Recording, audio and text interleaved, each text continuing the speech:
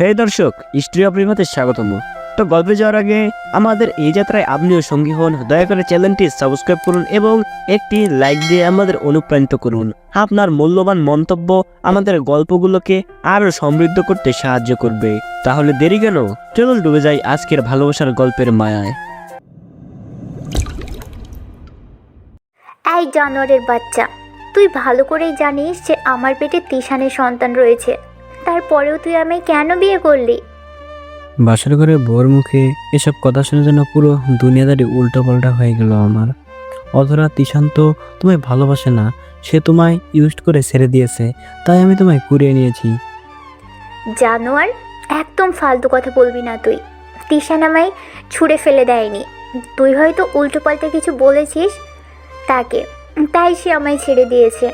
না হয়তো আগে তিশান কখনো এমন ছিল না। হঠাৎ করে কি এমন হলো যে সে আমার থেকে দূরে সরে গেছে? অধরা, তুমি আমায় এমন কথা বলতে পারলি? হ্যাঁ পারলাম, কারণ তুই তিশানের বেস্ট ফ্রেন্ড। তুই তিশানকে কিছু বলেছিস আমার নামে উল্টোপাল্টা। আর তোর বহু আগ থেকেই আমার শরীরের উপরে নজর ছিল, তাই তুই আমাকে পাওয়ার জন্য তিশানকে দূরে সরিয়ে দিয়েছিস। অধরা, আমি তিশানকে কোনো কিছুই বলিনি, আর না আছে তোমার শরীরের উপরে উল্টো পাল্টা নজর। এই শোন, আমাকে শেখাতে আসিস না। তোর মতন মানুষকে আমার ভালো করেই চেনা আছে। না হয় তিশান চলে যাওয়ার পরপরই তুই আমায় প্রপোজাল দিতি না, আর জোর করে বিয়েও করতি না।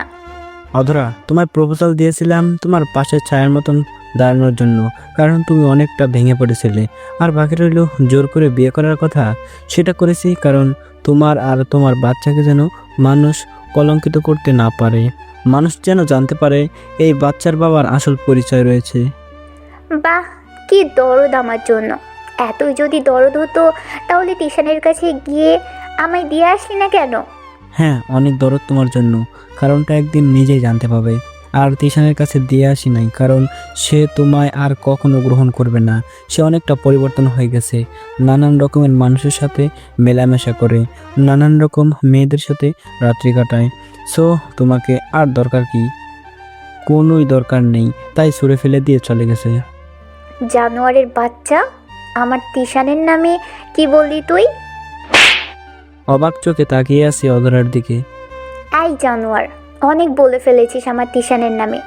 এবার তো খালি একটা থাপ্পড় দিয়েছি, পরের বার সোজা জুতো খুলে গালে মারবো তোর। অধরা কথা শুনে ভেতরটা কষ্টে ফেটে যাচ্ছে, ইচ্ছে করছে খুব চেঁচিয়ে কান্না করি। অধরার মুখের দিকে এখনো তাকিয়ে আছি। কি রে, কথা কি তোর কানে ঢুকে না? নির্লজ্জের মতন এভাবে তাকিয়ে আছিস কেন? না জুতো মারিনি বলে সেটা খাওয়ার জন্য অপেক্ষা করছিস? অধরা কথা শুনে এবার কেঁদে দিলাম। আর কত সামনে রাখা যায় নিজেকে। চোখ মুছতে মুছতে বারান্দায় চলে এলাম। বারান্দায় এসে চেয়ার নিয়ে বসে আছি, চোখের পানি যেন এখনো বাধা মানছে না। কি এমন চেয়েছিলাম যে খোদার কাছে, খোদা আমায় আজ তার ফল দিল। মন দিয়ে তো ভালোবেসেছিলাম অধরাকে, কিন্তু এর মাঝে তিশান চলে আসে। সে এসে আমার ভালোবাসাটাকে পুরোপুরি অপবিত্র করে দেয়। আমার ভালোবাসার মানুষটার ফুলের মতন শরীরটাকে দাগ লাগিয়ে দেয়। এটাই কি সত্যিকারের ভালোবাসার মূল্য? ভালোবেসে জুতো খেতে হলো, আর কেউ ছলনা করে মজা নিয়ে চলে গেল। কান্নার গতিবেগ আরও বেড়ে গেল। ফুপে ফুপে কান্না করছি, তখন অধরা রুম থেকে চেঁচিয়ে উঠল। এই শরীর খেকো, চেঁচানো অফ কর। আমার ঘুমের ডিস্টার্ব হচ্ছে। ন্যাকা কাঁদা কাঁদতে হলে অন্য কোথাও গিয়ে কাঁদ। অধরার কথা শুনে চুপ হয়ে গেলাম, কিন্তু কান্না থামলো না। নীরবে কেঁদে গেলাম। বেশ অনেকটা সময় পর দেখি মাথাটা পুরো ধরে গেছে আমার। বারান্দা থেকে উঠে ওয়াশরুমে চলে গেলাম। ওয়াশরুমে গিয়ে মুখে পানি ছিটা দিতে লাগলাম। মাথার সাথে সাথে চোখ মুখও জ্বলছে। পাশে আয়নায় তাকিয়ে দেখি অগ্নিশিখার মতন লাল হয়ে আছে চোখ জোড়ায়। হায় রে চোখ, যারা তোকে অবহেলা করে তুই তার জন্যই কাঁদিস, তার জন্যই তোর চোখ থেকে জল বের হয়। দুনিয়ার এই সব বেহায়া নিয়মগুলো যদি না থাকতো তাহলে কতই না ভালো হতো। অনেকটা সময় ওয়াশরুমেও কাটিয়ে দিলাম। পরে বের হয়ে রুমে আসলাম। রুমে এসে দেখি অধরা এখনো খাটের উপরে বসে আছে। এ অধরা, এখনো ঘুমাওনি তুমি? কোনো সারা শব্দ নাই। হাতে একটা ফটো ফ্রেম দেখা যাচ্ছে অধরার। এই অধরা, কি হয়েছে তোমার? কথা বলছো না কেন? এটা বলে ওর গায়ে আলতো করে হাত দিলাম, দিয়ে নাড়া দিলাম। তখনই সে পিছনে ফিরে আমার মাথার মধ্যে কাচের ফটো ফ্রেম মেরে দিল, সাথে সাথে মাথা কেটে রক্ত পড়তে আরম্ভ করলো। কাছের কয়েকটা টুকরো মাথার মধ্যে গেঁথে গেছে। সজোরে চেঁচিয়ে, এই জানোয়ারের বাচ্চা, তুই আসলে একটা জানোয়ার। কত বড় সাহস, তুই আমার শরীরে হাত দিস। বসেছিলে তার উপরে কথা বলছিলে না, তাই একটু নাড়িয়ে দেখলাম কি হয়েছে। আমি কথা বলবো কি বলবো না সেটা আমার ব্যাপার, কিন্তু তুই গায়ে হাত দিলি কেন? তোর জন্য এখন আমার তিশান কষ্ট পেয়েছে। ওর ফটো ফ্রেমটা আমি ভেঙে ফেলেছি। মাথা চেপে ধরে আছি, রক্তে ভেসে যাচ্ছে সারা শরীর। আমাকে নিয়ে কোনো চিন্তা নেই, চিন্তা হলো একটা শরীর খেয়ে করে ফটো ফ্রেম ভেঙে ফেলেছে সে আমায় মেরে, সেটা নিয়ে তার সব চিন্তা। একটা মানুষ চোখের সামনে বসে কষ্ট পাচ্ছে, তার কোনো দামই নেই। যে ধোকা দিয়ে চলে গেছে তাকে ঘিরে সব অনুভূতি তার। এখন স্বার্থপর দুনিয়া। হঠাৎ মাথাটা চক্কর দিতে শুরু করলো, পুরো দুনিয়াদারি ঘুরছে আমার। অধরা, আমার মাথা খুব জোর চক্কর দিচ্ছে, প্লিজ একটু পানি খাওয়া আমায়, আমি আর টিকে থাকতে পারছি না, হয়তোবা এখনই মাথা করে পড়ে যাব আমি। তুই মরে গেলে যা, তাতে আমার কিছুই যায় আসবে না। তোর জন্য আমার ভালোবাসার মানুষটার ফটো ফ্রেম আমি ভেঙে ফেলেছি। তিশান হয়তো খুব কষ্ট পেয়েছে, সব তোর জন্য হয়েছে। ধপাস করে মাটিতে পড়ে গেলাম। এরপর আর কিছু মনে নেই। সারাটা রাত আমি ফ্লোরের উপরে পড়েছিলাম। অধরা আমায় একবারের জন্য শুয়ে দেখেনি যে আমার কি হয়েছে। সারাটা রাত মাথা থেকে চুয়ে চুয়ে রক্ত পড়েছে। পরের দিন সকালবেলায় আমার এক কলেজ ফ্রেন্ড আমায় ফোন দিল। সে বেশ কয়েকবার আমায় ফোন দিয়েছে, কিন্তু আমায় ফোনে পায়নি। অবশেষে বিকালের দিকে সে আমার বাসায় আসে। আমায় ফোনে না পেয়ে বাসায় এসে দেখে আমি ফ্লোরের উপরে বেহুশ হয়ে পড়ে আছি। পুরো ফ্লোর রক্তে লাল হয়ে আছে, আর পাশেই খাটের উপরে অধরা শুয়ে আছে। সে আমায় তাড়াতাড়ি করে হসপিটালে নিয়ে যায়। দুদিন পর আমার জ্ঞান ফিরে আসে। আমার জ্ঞান ফিরে আসতে আমার ফ্রেন্ড আছে সাজ্জাদ, যার নাম, যে কিনা আমায় হসপিটালে নিয়ে এসেছে। তাকে জিজ্ঞাসা করলাম অধরা কেমন আছে। সে হয়তো খুব কান্নাকাটি করছে আমার জন্য। আকাশ, কান্না করা তো দূরের কথা, তুই সারাটা দিন ফ্লোরের উপরে পড়েছিলি, আর সে খাটের উপরে শুয়েছিল। সে তোকে সাহায্য পর্যন্ত করেনি, আর কান্না তো বহু পরের কথা রে। ও আকাশ, তুই কেন অধরাকে বিয়ে করেছিস? যেই মেয়ে কিনা তোকে ভালোই বাসে না, তোকে অপমান ছাড়া কিছুই করতে পারে না, সে দুনিয়ায় কি মেয়ের অভাব ছিল? সাজ্জাদ, প্লিজ এসব বলিস না। তুই তো টিউশনের ব্যাপারটা জানিস, আর তাছাড়া এটাও জানিস যে আমি অধরাকে কতটা ভালোবাসি। আমি যখন থেকে অধরাকে ভালোবাসি তখন অধরার জীবনে টিউশনের কোনো অস্তিত্বই ছিল না।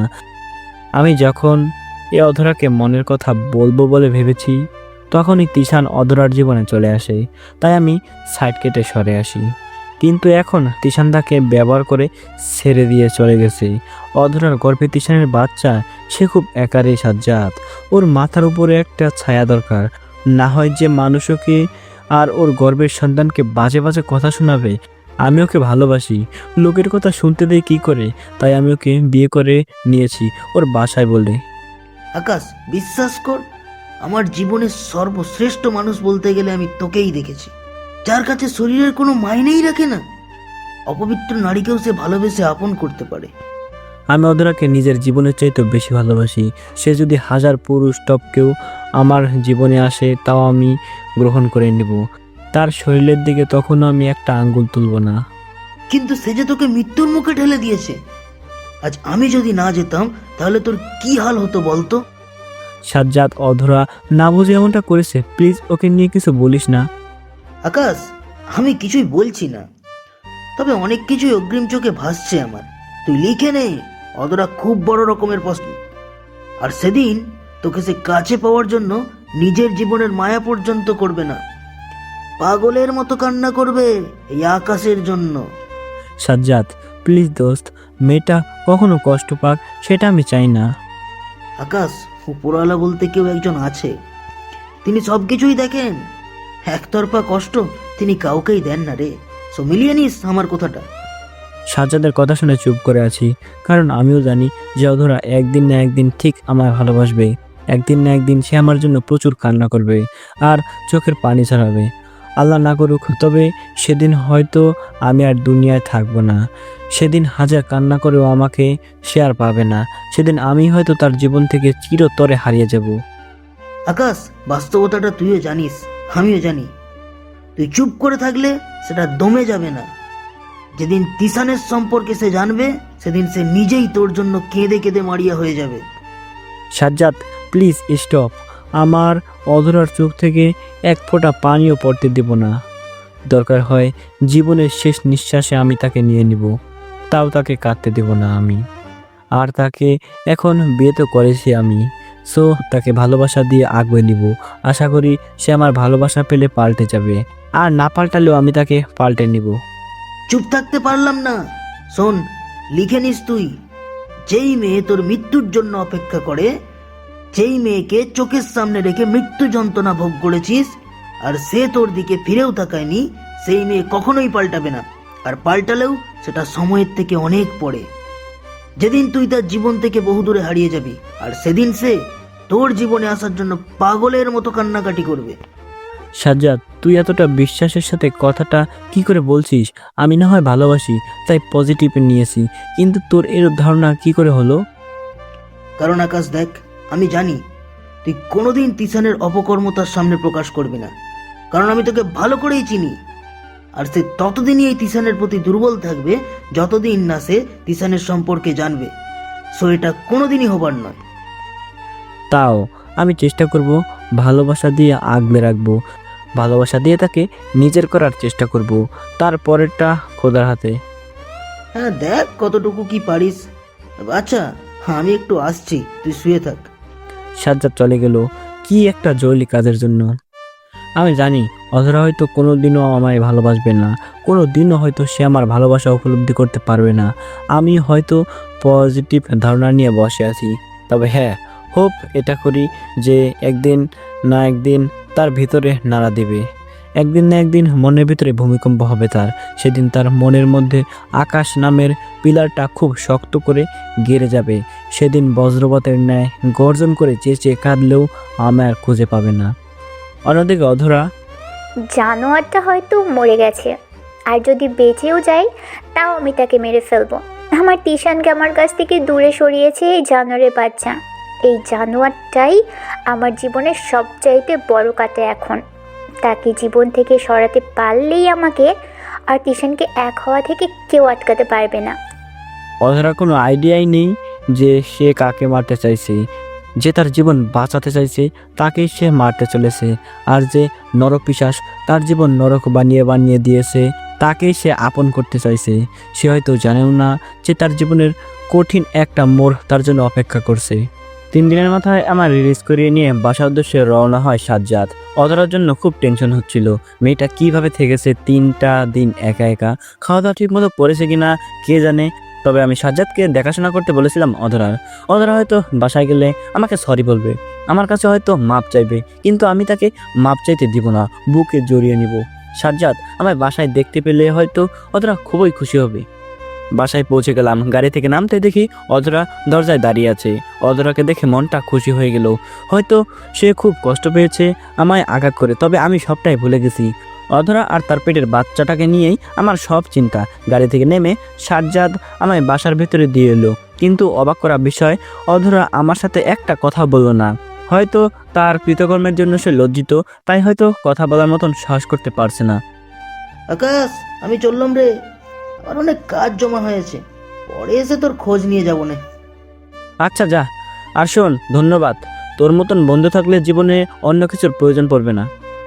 আরে পাগল, বন্ধুত্ব বন্ধুত্বই, সেটা নিভাতে না জানলে সেই বন্ধুত্বের বন্ধন রেখে কোনো ফায়দা নেই।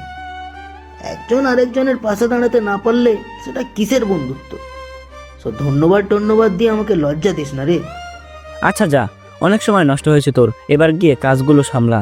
সাজ্জাদ নিজের ব্যবসা ফেলে রেখে আমায় সময় দিয়েছে এই কয়দিন। সাজ্জাদ চলে গেল, অধরা এখনো চুপ হয়ে আছে। আরে অধরা, লজ্জিত হওয়ার কিছুই নেই, আমি সব কিছুই ভুলে গিয়েছি আর তোমাকে মাপও করে দিয়েছি। সো স্বাভাবিকভাবে কথা বলো, নিজেকে ছোট ভাবার কোনো কারণ নেই। এই ছোট লোক, কে বললো তোকে যে আমি লজ্জিত আর আমি নিজেকে ছোট ভাবছি? তাহলে মুখ কালো করে রেখেছো যে? আমি এই জন্যই মুখ কালো করে রেখেছি যে তুই এখনো মরিসনি কেন। তুই মরলেই তো আমার রাস্তা পরিষ্কার হয়ে যেত। তোর জন্যই আমি তিশানের কাছে যেতে পারছি না। তুই আমার ফ্যামিলিকে জব্দ করে রেখেছিস। তাদের অনেকবার বলেছি আমি যে তোর সাথে সংসার করব না, কিন্তু তারা আমার কথা শুনছেই না। তাদের একটাই কথা, তারা জামাই হিসেবে শুধু তোকেই গ্রহণ করবে। কিন্তু আমি তো তোকে জামাই কেন, বাড়ির চাকর হিসেবেও মানব না। অধরার কথা শুনে চোখ জোড়া কপাল উঠে গেল। শেষমেশ অধরা আমার মৃত্যু কামনা করছে। যাকে নিয়ে এত স্বপ্ন, সে আমায় কবর পাঠিয়ে দিতে চায়। অধরা, আমার অবস্থান তোমার কাছে এতটা নিচে? তোর অবস্থানের নিম্নতা আমি বলতে পারবো না, শুধু এটুকুই বলবো যে তোর মতন বেইমানের গল্প আমি আমার জীবন ডায়েরিতে কখনোই লিখবো না। অধরা, আমি যদি বলি তুমি অনিচ্ছা সত্ত্বেও আমাকে তোমার জীবন ডায়েরিতে সামিল করবে? শোন, পাগল হয়ে যাইনি আমি যে তোর মতন খারাপ মানুষকে আমার জীবন ডায়েরিতে উঠাবো। হ্যাঁ, ঠিক বলেছো। তবে যদি খোদার হুকুমে অন্য কিছু থাকে তাহলে অবশ্যই তুমি লিখবে আমাকে নিয়ে। আর শুধু লিখবে না, সাথে তোমার চোখের পানিগুলো সেদিন লেখার মাধুর্যতা সুন্দর করার জন্য কাজ করবে। সেদিন কখনো আসবে না। খোদার হুকুম আমার উপরে পজিটিভ এই থাকবে। তোর মুখাপেক্ষী আল্লাহ কোনো দিন করবে না আমায়। আর শোন, এখন চোখের সামনে থেকে যা। কত কিনা ভেবেছি আমি যে তুই মরে গেলে আমি তিশানের কাছে চলে যাব, কিন্তু তুই তো জীবিত ফিরে এসেছিস। তাতে আমার যন্ত্রণা আরও দ্বিগুণ হয়ে গিয়েছে। সো প্লিজ আমায় একা থাকতে দে। অধরাকে ছেড়ে অন্য রুমে চলে আসলাম। চোখের কোণে পানি চিকচিক করছে। হয়তো এখনই বাঁধ ভেঙে পানি পড়া শুরু করবে। হ্যাঁ, সেটাই হলো। কেঁদেই দিলাম। হসপিটাল থেকে আসার সময় কত কিনা ভেবেছি আমি, কিন্তু এসে দেখি পুরোপুরি উল্টো। ভেবেছি সে ক্ষমা চাইবে, কিন্তু সে তো দেখি আমার মৃত্যু কামনা করছে। আমার নসিবে এতটা কষ্ট কেন লিখে রেখেছো আল্লাহ? আমি কি এমন পাপ করেছি? বেশ অনেকটা সময় কান্না করলাম রুমে বসে। কখন যে রাত হয়ে গেছে তা নিজেও জানি না। খুব খিদে পেয়েছে। রুম থেকে বের হয়ে রান্নাঘরের দিকে এগিয়ে গেলাম। ফ্রিজে হয়তো কোনো খাবার থাকবে, কিন্তু ফ্রিজ খুলে কিছুই পেলাম না। অধরা হয়তো এই কয়দিন ফলমূল খেয়ে থেকেছে। আল্লাহ, এখন কি করব আমি? এই শরীর নিয়ে তো বাইরে যাওয়াও যাবে না। তখনই সাজ্জাদ ফোন দিল। আকাশ, আমি বাসায় আসছি। তোর কিছু কি লাগবে তোদের? বাসায় কোনো খাবার নেই, পারলে কিছু খাবার নিয়ে আসিস। আচ্ছা, আমি খাবার নিয়ে আসছি। আর শোন, তুই কষ্ট করে তোর অফিসের ম্যানেজারকে একটা ফোন করিস। সে নাকি তোর রবি নাম্বারে ফোন দিয়েছে, কিন্তু সেটা নাকি অফ। তাই সে আমাকে ফোন দিয়ে বলল স্যারের সাথে একটু যোগাযোগ করিয়ে দিতে। আচ্ছা, আমি ফোন দিচ্ছি। তারপর ফোন রেখে দিয়ে ম্যানেজারকে ফোন করলাম। স্যার, জরুরি একটা ডিল ছিল, কিন্তু আপনি অসুস্থ থাকায় আমি সেটা বাতিল করে পরবর্তী ডেট দিয়েছি।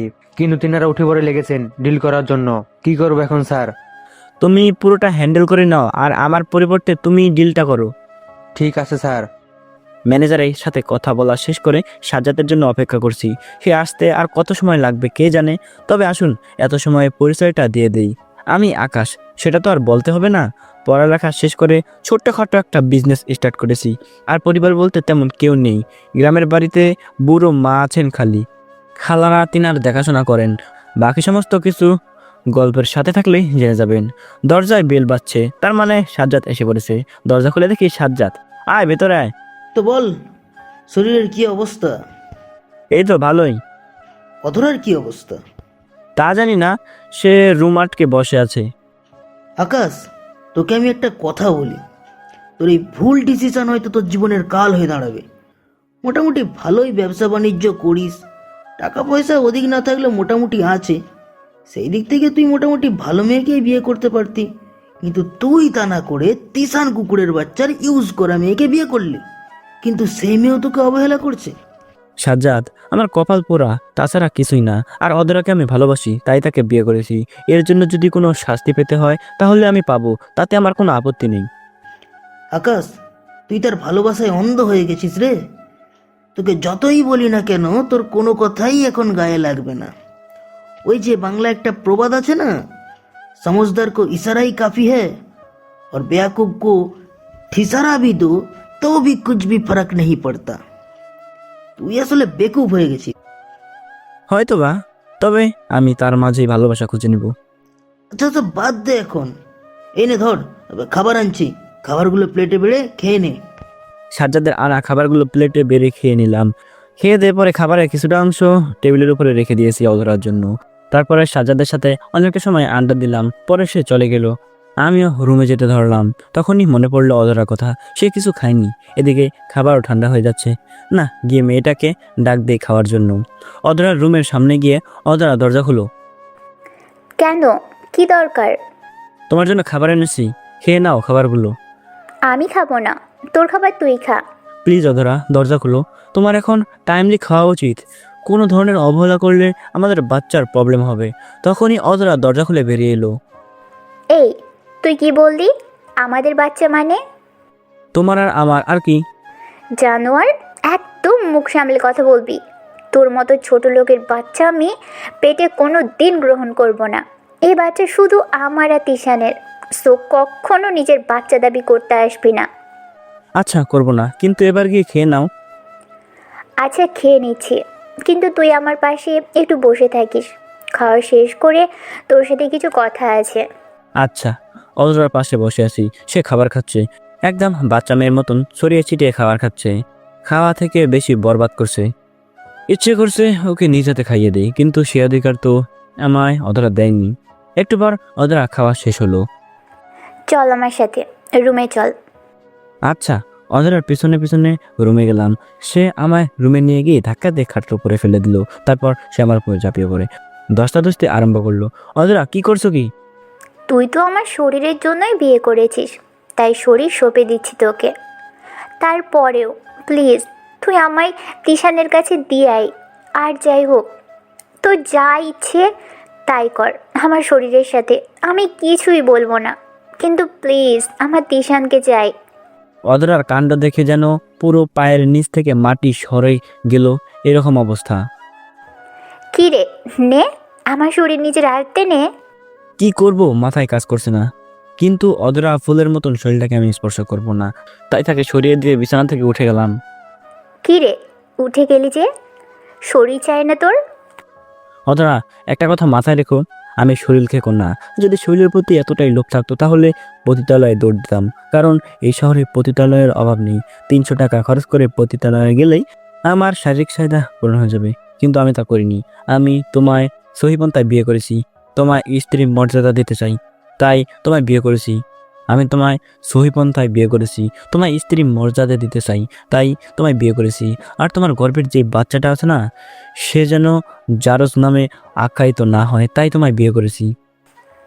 এই থাম থাম, অনেক বড় বড় লেকচার দিয়েছিস, আর শোনার ইচ্ছে নেই। সোজা রুম থেকে বের হ। রুম থেকে তো বেরিয়ে যাব, শুধু তোমার ভুল ধারণাটা দূর করার জন্য এতগুলো কথা বললাম। এই যা তো, বেশি পকপক না করে। অধরা অধরা রুম থেকে বের হয়ে অন্য রুমে এসে শুয়ে আছি। শুয়ে শুয়ে একটু আগের কথাগুলো ভাবছি। অধরা আমায় কি বিশ্রী অপবাদ দিল, নিজের কাছেই নিজেকে ছোট লাগছে। তাও মাফ করে দিলাম অধরাকে। মেয়েটা হয়তো না বুঝে এমনটা করেছে আমার সাথে, এসব নিয়ে ভাবছিলাম। তখনই হঠাৎ ফোনের মধ্যে একটা মেল আসে। আমি ফোনটা হাতে নিয়ে মেলটা চেক করলাম। মোবাইলটা ওপেন করতে দেখি অর্ধনগ্ন দুটা মানুষের ছবি। মানুষ দুটোকে দেখে আমার চোখ জোড়া কপালে উঠে গেছে। মানুষ দুটো আর কেউ না, একজন হচ্ছে তিশান, আরেকজন হচ্ছে সাইমা, যে আমাদের সাথে একই ক্লাসে পড়তো। সাথে সাথে নাম্বারে একটা মেসেজ আসলো। দোস্ত দেখ, সাইমার সাথে গিয়েছিলাম। আমি কোনো কথা না বলে সোজা তিশানকে ফোন লাগালাম। তিশান, এসব কি? আরে মজা নিলাম একটু। তোকে না বলেছিলাম যে একদিন না একদিন আমি সাইমার সাথে রুম ডেট করেই ছাড়বো। দেখলি আমার কামাল। তিশান, এটাকে কামাল বলে না, এটাকে বলে হারামি পানা। আর তুই এসব করে মজা পাস? আরে দোস্ত, দুনিয়াটাই এমন। সম্পর্কে লিপ্ত হও তো তুমি পুরুষ, আর না হয়তো তোমার দিকে আঙ্গুল উঠাবে। তাই বলে একের পর এক মেয়ের সাথে এভাবে অশ্লীলতা করবি? অশ্লীলতার কি আছে? আরে সে যদি রাজি থাকে তাহলে আমি মজা নিতে কেন পারবো না? তিশান, আসলে তুই মানুষ থেকে পশু হয়ে গেছিস। অধরার জীবনটাও তুই এভাবে নষ্ট করে দিয়েছিস। সে এখন তোর বাচ্চা পেটে নিয়ে বেড়াচ্ছে। ভাই শোন, আমি এসব করে মজা পাই, এতে তুই আমায় যাহা ভাবার ভাবতে পারিস। আর বাকি রইল অধরার জীবন নষ্ট করেছিস সেটা। শালিটার খুব দেমাক হয়েছিল, তাই তার সাথে রুম ডেট করে দেমাক বের করে দিয়েছি। অনেকবার বলেছি রিলেশন করতে, কিন্তু সে রাজিই হয়নি। পরে এমন ট্রিপস খাটাইলাম, রাজি তো হয়েছেই, সাথে রুম ডেটও করেছে। তিশান, তুই বন্ধু নামের কলঙ্ক। তুই ভালো করে জানতি যে আমি অধরাকে খুব বেশি ভালোবাসি, তাও তুই ওর সাথে এরূপটা কেন করলি? দুনিয়ায় কি আর মেয়ে চোখে পড়েনি তোর? দেখ, তুই ভালোবাসতিস সেটা তোর ব্যাপার, বাট আমি ওর সাথে ওসব করে মজা পেয়েছি। সো এসব নিয়ে কথা বলে কোনো ফায়দা নাই, যা হওয়ার হয়ে গেছে। বাচ্চা, সে এখন আমার স্ত্রী, ওর দিকে ভুলেও আর তাকাবি না, কসম খোদার। ওর দিকে যদি কোনো জোরে তাকিয়েছিস তাহলে তুই তিশানের সেদিন শেষ দিন মনে করবি। আরে আমি এক জিনিস বেশি দিন ইউজ করি না, সো টেনশন নিস না। আর যাক, তুই মেয়েটাকে বিয়ে করে ভালোই করেছিস, না হয়তো আমার একটু প্রেশার দিতে হতো। খুব বড় খেলোয়াড় হয়ে গেছিস, তাই না? মনে রাখিস, যেদিন পাপের বোঝা ভারী হবে সেদিন নিজেই হায় হতাশ করবি। আর কোনোদিন তোর এই মুখ আমাকে দেখাস না, না হয়তো তোর মুখের হুলিয়া আমি পরিবর্তন করে ফেলবো। তারপর রেগে মেগে ফোন কেটে দিলাম, ঈশানকে আর কিছুই বলতে না দিয়ে। অধরার নামে বাজে বাজে কথা শুনে খুব রাগ হচ্ছিল, কিন্তু তাও নিজেকে সামলে নিলাম। আমি যদি এই ছবিগুলো অধরাকে নিয়ে গিয়ে দেখাই আর কল রেকর্ড গিয়ে অধরাকে শোনাই, তাহলে সে হয়তো চিরতরে তিশানকে ভুলে যাবে। আমি তিশানের সাথে কথা বলার সময় কল রেকর্ড চালু করে রেখেছিলাম, সবটাই রেকর্ড করেছি আমি, কিন্তু আমি কোনো কিছু অধরাকে দেখাবো না। আমি আগেই নিজের সবটা দিয়ে চেষ্টা করব তার মন পরিবর্তন করার, পরে যদি না হয় তাহলে অন্য কিছু ট্রাই করব। আর রেকর্ড করছি, ভালোই হয়েছে এদিকে, কারণ কখন এসবের প্রয়োজন পড়ে যায় কে জানে। তারপর ঘুমিয়ে পড়লাম। সকালবেলা ফ্রেশ হয়ে নিলাম, তারপর ধীরে ধীরে হেঁটে বাসা থেকে বের হয়ে সামনের দোকানটায় চলে গেলাম। দোকান থেকে সামান্য কিছু নাস্তা নিয়ে বাসায় ফিরে এলাম। অধরাও দেখি ঘুম থেকে উঠে গিয়েছে।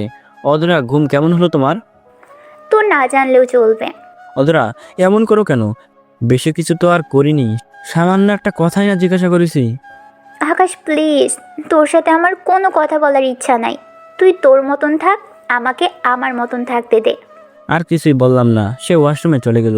আমি নাস্তাগুলো প্লেটে সাজাতে শুরু করলাম। তখনই হুট করে ওয়াশরুম থেকে অধরার চিৎকারের আওয়াজ কানে আসলো।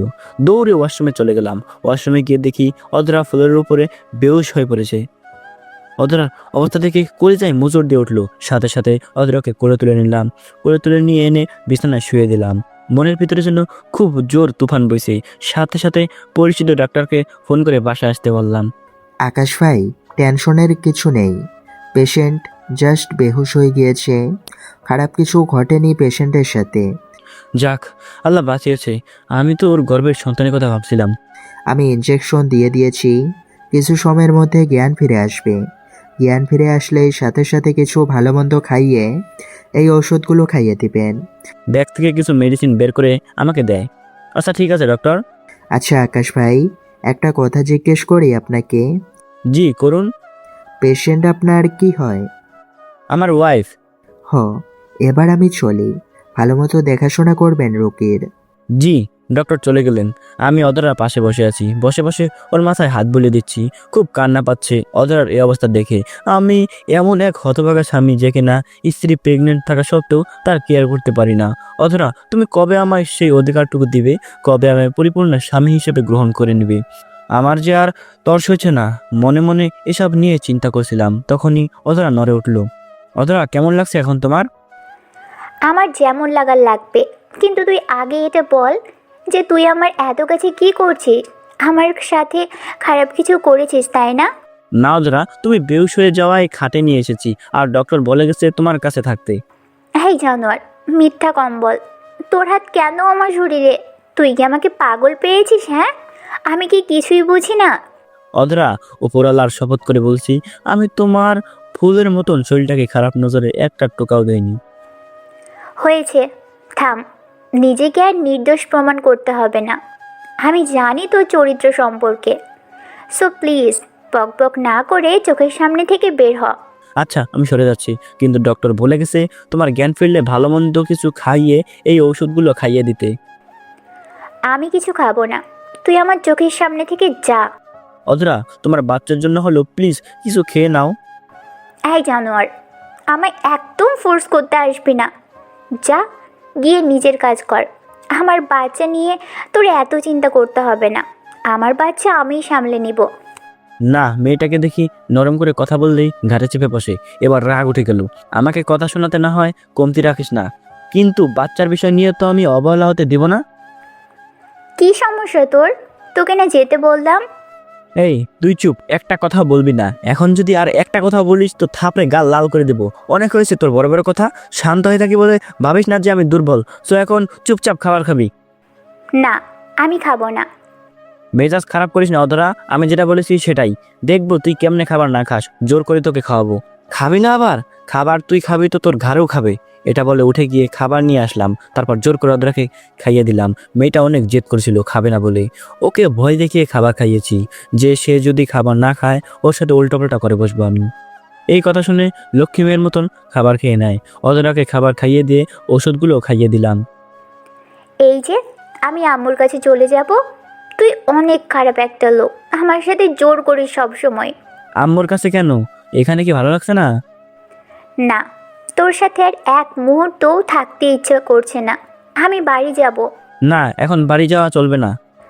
তাহলে আমি বাচ্চার ক্ষতি করে দিব, বলে দিলাম। একদম মাথার উপরে তুলে আছড়ে মেরে ফেলবো। তোর সাহস তো কম না, বাচ্চার ক্ষতির কথা ভাবিস? তাহলে আমায় বাড়িতে যেতে দে। আচ্ছা যা, বিকালে তোকে আমি বাড়িতে দিয়ে আসবো। বিকালবেলায় অধরাকে বাড়িতে পৌঁছে দিয়ে আমি চলে আসলাম। অধরার আম্মু আমায় অনেক জোর করেছে থাকার জন্য, কিন্তু আমি থাকিনি। কাজের বাহানা দিয়ে চলে এসেছি। বাসায় এসে খেয়ে দিয়ে রুমে শুয়ে আছি। কোনো কিছুই ভালো লাগছে না। ঘরটা কেমন যেন ফাঁকা ফাঁকা লাগছে। এতদিন অধরা ছিল, আজ পুরো বাড়িতে আমি একা। সত্যি ভালো লাগছে না মেয়েটাকে ছাড়া। যদিও মেয়েটার সাথে আমার সম্পর্ক ভালো না, তাও কেমন যেন খারাপ লাগছে। এভাবে দুদিন একা একাই বাড়িতে কাটালাম। 3 দিনের মাথায় হঠাৎ অধরার বাবা আমাকে ফোন দেয়। জি আসসালামু আলাইকুম, কেমন আছেন? এই তো বাবা ভালো। তোমার আসলে জরুরি কাজে ফোন দিয়েছি। বাবা প্লিজ তুমি এসে তোমার বউকে বাড়িতে নিয়ে যাও। সে উল্টাপাল্টা কথা বলছে, তোমার সাথে থাকবে না, তোমার থেকে ডিভোর্স নিয়ে নেবে। এইসব শুনে মাথা অনেকটা গরম হয়ে আছে। কখন যে ইচ্ছে তরফে মাইল লাগিয়ে দেই আল্লাহ জানে। তখন ওর বাচ্চার ক্ষতি হবে। যদিও আমরা চাই না যে ওর এই বাচ্চা পৃথিবীতে আসুক, কিন্তু তুমি যেখানে মেনে নিয়েছো সেখানে আমরা আর কোনো কথা বলবো না। প্লিজ ওকে এসে নিয়ে যাও। আসলে আমার শরীরটা অনেক খারাপ, অফিসে যেতেও পারিনি, তাই অফিসের কাজ বাসায় বসে বসে করছি। প্লিজ আপনি যদি একটু কষ্ট করে অধরাকে নিয়ে আসতেন তাহলে ভালো হতো। আচ্ছা আমি নিয়ে আসছি, তুমি কাজ করো, তোমার বউ তোমার কাছে এনেই গোচ্ছে দেবো। তারপর ফোন রেখে দিলেন। সবাই আমাকে আর অধরাকে নিয়ে পজিটিভ, শুধু অধরা বাদে। এই মেয়ে তিশান তিশান করে পাগল হয়ে যাচ্ছে। দাঁড়া, আজ খালি তুই বাসায় আয়, তোর সাথে আজ সমস্ত কিছু করব আমি, তোর সাথে লিপ্ত হবো আজ আমি। তারপর দেখি তুই তিশানের কাছে কি করে যাস। দেখ পুরো মাথাটাই আউলে দিয়েছে। আবার কাজে মন দেওয়ার চেষ্টা করলাম, কাজ করছি। একটু পর হঠাৎ দরজায় বেল বেজে উঠলো। অধরার বাবা তাকে নিয়ে এসেছে। উঠে গিয়ে দরজা খুলে দিলাম। দরজা খুলে দেখি আমার ক্লাসমেট মৌকে। কিরে হঠাৎ তুই এই অসময়ে আমার বাড়িতে? সে কোনো কথাই বললো না, খপ করে আমার কলার ধরে ফেললো। চল তুই ভিতরে। সে আমার কলার ধরে টানতে টানতে রুমের ভিতরে নিয়ে গেলো। রুমের ভিতরে নিয়ে গিয়ে ধাক্কা দিয়ে খাটের উপরে ফেলে দিল। মৌ কি করছিস কি? কি করছি তুই নিজের চোখেই দেখতে পাবি। মৌ আমার বিছানায় ফেলে দিয়ে ঠাস ঠাস করে টান দিয়ে বুক থেকে ওড়না খুলে হাতে নিয়ে নিল। তারপর সেটা দিয়ে শক্ত করে পেঁচিয়ে আমার দুটো হাত বেঁধে ফেললো। মৌ কি করতে চাইছিস কি? মৌ কেমন যেন হিংস্র পশুর মতন আচরণ করছে। তার এরূপ আচরণ দেখে কলিজার সমস্ত পানি যেন নিমিষেই শুকিয়ে গেছে। আজ তোর সমস্ত কিছু লুটে নিব, তারপর দেখি তুই আমায় কিভাবে আপন না করে থাকিস। মৌয়ের কথা শুনে তো চোখ জোড়া সোজাসুজি কপালে উঠে গেল। হায় আল্লাহ, আজ হয়তো মৌ তার চাহিদা পূরণ করেই ছাড়বে। মৌ প্লিজ তুই আমায় ছেড়ে দে। চুপ তুই, তোর মুখ থেকে একটা কথাও শুনতে চাই না আমি। হয়েছে, অনেক হয়েছে আমাকে অবহেলা করা। এবার আমি নিজের অধিকার নিজেই আদায় করে ছাড়বো। মৌ তুই কি পাগল হয়ে গেছিস? হ্যাঁ, আর তোর কিসের অধিকার? হ্যাঁ হ্যাঁ আমি পাগল হয়ে গেছি, আর আমার অনেক অধিকার আছে তোর উপরে। সেই কলেজ লাইফ থেকে তোর পিছনে পড়ে আছি, তোকে ভালোবেসে আসছি, কিন্তু তুই কি না আমার দিকে কোনো খেয়ালই করিস না। আজকের পর তোর খেয়াল আমাকে ঘিরে থাকবে। মৌ পাগলামোর লিমিট থাকা উচিত। তুই আমায় ভালোবাসলে বাসতে পারিস, কিন্তু আমি অধরাকে ভালোবাসি আর তাই ওকেই বিয়ে করে নিয়েছি। সে তুই যাকেই বিয়ে কর, কিন্তু অবশেষে তুই আমারই হবি। মৌ থাপড়ে গালের সব কয়টা দাঁত ফেলে দেবো। শান্ত হয়ে গেছি দেখে বলে যাস না যে আমি কে আর কি ছিলাম। আগের রূপে ফিরে যেতে মিনিট 2-1ও সময় লাগবে না। সো ভালোভাবে বলছি, হাতের বাঁধন খুলে দে, না হয় এমন অবস্থা করবো তো সারা জীবন কাউকে মুখ দেখাতে পারবি না। না, আমি হাতের বাঁধন খুলবো না। আগে তুই বল, অধরাকে ছেড়ে আমায় বিয়ে করবি? মৌ এবার কিন্তু রাগের মাত্রা ডাঙায় উঠে যাচ্ছে। এই কুত্তার বাচ্চা, তুই হাতের বাঁধন খুলবি নাকি চিরতরে তোর শরীরে কলঙ্কের দাগ লাগিয়ে দেবো? আমার কথা শুনে মৌ এবার ভয়ে কান্না করে দিল। হ্যাঁ দিচ্ছি হাতের বাঁধন খুলে। মৌ কান্না করতে করতে আমার হাতের বাঁধন খুলে দেয়। এত সময় ভালোভাবে বলাই শোনেনি। এখন যখন একটু শক্ত করে কথা বলছি তখনই কথার ভিতরে ঢুকেছে। ওই যে বলে না, দুনিয়ায় মানুষ শক্তের ভক্ত, নরমের জম। মৌ, তুই কান্না করছিস কেন? এখানে কান্না করার মতো তো কিছুই দেখছে না। তোর চোখে তো কিছুই পড়বে না। আজ কত বছর ধরে তোকে আমি ভালোবাসি, কিন্তু তুই আমার ভালোবাসা কখনো বোঝার চেষ্টা করিস না। উল্টো অধরাকে বিয়ে করে বসেছিস, যে কিনা অন্য সন্তান বই নিয়ে বেড়াচ্ছে। মৌ, আমি তাকে খুব বেশি ভালোবাসি, তাই তার শরীর নিয়ে ওভাবে চিন্তা করিনি, পজিটিভ চিন্তা করে মাফ করে দিয়েছি। হ্যাঁ, সে না হয় মাফ করে দিয়েছিস, কারণ তুই তাকে ভালোবাসিস। কিন্তু অধরা যে তোকে সাথে জানোয়ারের মতো আচরণ করে, তোকে যে সব সময় কষ্ট দেয়, সেগুলো হিসাব কে করবে? কষ্ট নামক জিনিসটা আমার জীবনের সাথে খাপ খেয়ে গেছে, তাই মানুষ কষ্ট দিলেও সেভাবে খারাপ লাগে না। তোর লাগতে না পারে, কিন্তু আমার লাগে, কারণ আমি তোকে ভালোবাসি। তুই কষ্টে আছিস শুনলে আমার চোখের ঘুম হারাম হয়ে যায়। আরে পাগলি, আমার জন্য নিজে কেন কষ্ট পাচ্ছিস? জীবনটা অন্যের সাথে জড়িত করে সামনে এগিয়ে নিয়ে যা। আকাশ, আমার মরা মুখ দেখতে না চাইলে এসব আর বলবি না। আমি তোকে একবারের জন্য বলিনি যে অধরাকে ছেড়ে আমার কাছে আয়। হ্যাঁ, কি এটা অবশ্যই বলবো যে অধরা যদি তোকে কখনো কষ্ট দিয়ে ছেড়ে চলে যায়, তাহলে তুই আমার কাছে চলে আসিস। আমি তোর জন্য সারা জীবন অপেক্ষায় থাকবো। আর আমি কখনো অন্য কোনো পুরুষকে গ্রহণ করব না, কারণ আমার মন বলছে তুই আমার কাছেই ফিরে আসবি। মৌয়ের কথা শুনে চোখে পানি চলে এলো। আজ থেকে 5 বছর আগ থেকে নিয়ে মেয়েটা আমি ভালোবাসি, কিন্তু মেয়েটাকে আমি কখনো সেই সুযোগটা দেইনি। তবে এখন মনে হচ্ছে যদি অধরার জায়গায় মনের মধ্যে মৌয়ের চিত্র ফিট করতাম, তাহলে হয়তো আমার জীবনটা ভালোবাসায় ভরপুর হয়ে যেত। মেয়েটা গত 5 বছর আগেও যেমন ছিল, এখনও ঠিক তেমনই আছে। কিরে, চুপ করে আসিস যে? মৌ, তোকে একটা কথা বলবো, রাখবি তো আমার কথা? হ্যাঁ বল, অবশ্যই রাখবো। আমাকে কিছুটা সময় দে। আমি এখন কোথায় আছি সে আমি নিজেও জানি না। নিজের অবস্থানের কথা জানতে পারলে আমি কোনো ডিসিশন নিয়ে আসবো। মানে বুঝলাম না।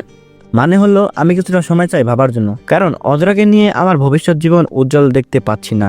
এদিকে তুই আমায় আজ 5 বছর ধরে ভালোবেসে আসছিস, সো কী করবো ভেবে দেখি। তবে এটা শিওর থাক, তোর কাছে ফিরে গেলে আমার দুনিয়া তোকে ঘিরেই হবে। আচ্ছা, সময় নে, তবে আমি তোর অপেক্ষায় থাকবো। আচ্ছা, এখন আর একদম কান্না করবি না, দেখি কাছে আয়। মৌ আমার কাছে এগিয়ে আসে।